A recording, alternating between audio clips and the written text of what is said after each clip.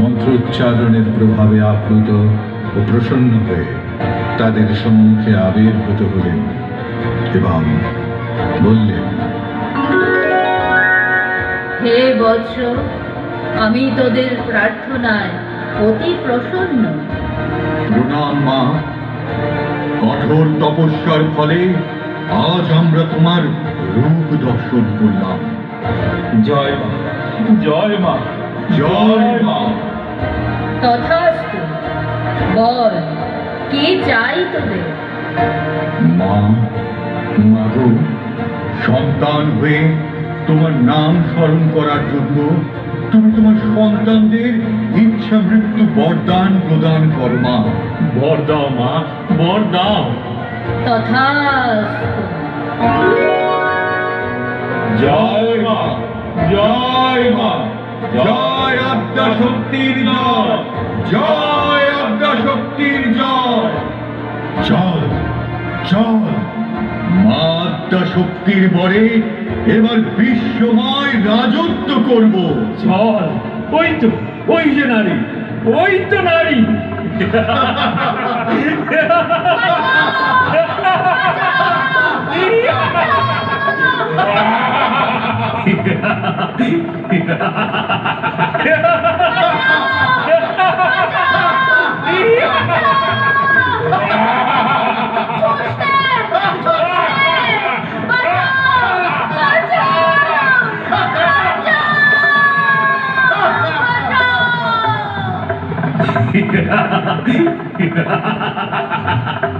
মোদের মতো শক্তিশালী কেউ নেই।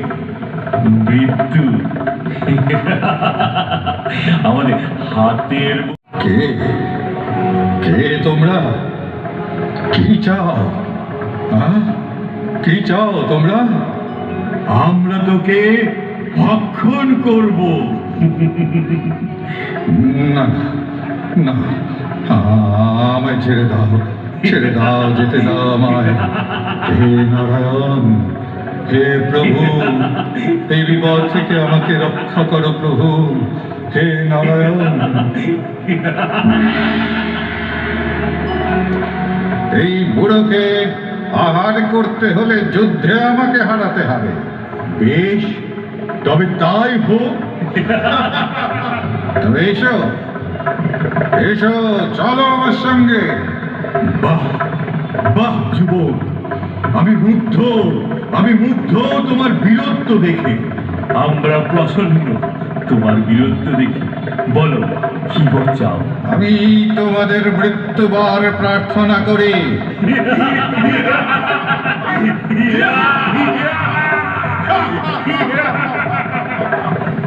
ব্যাস, তবে এই হোক, কিন্তু পৃথিবীর 3 ভাগ জল, 1 ভাগ স্থল।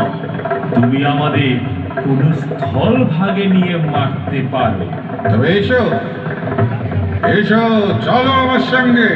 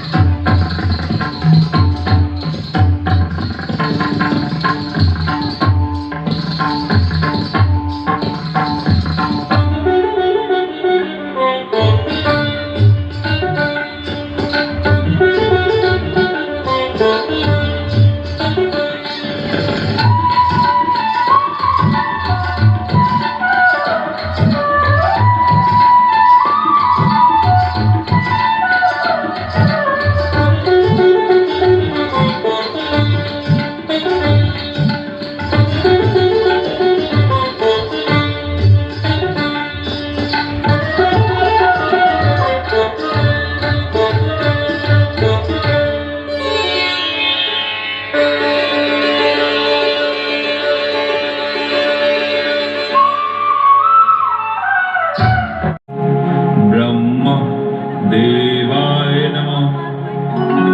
বৎস, তাকাও, আমি তোমার সম্মুখে উপস্থিত হয়েছি। তোমার দীর্ঘ তপস্যার অবসান হলো। গুরুদেব আসিয়াছেন? হ্যাঁ বৎস, বলো।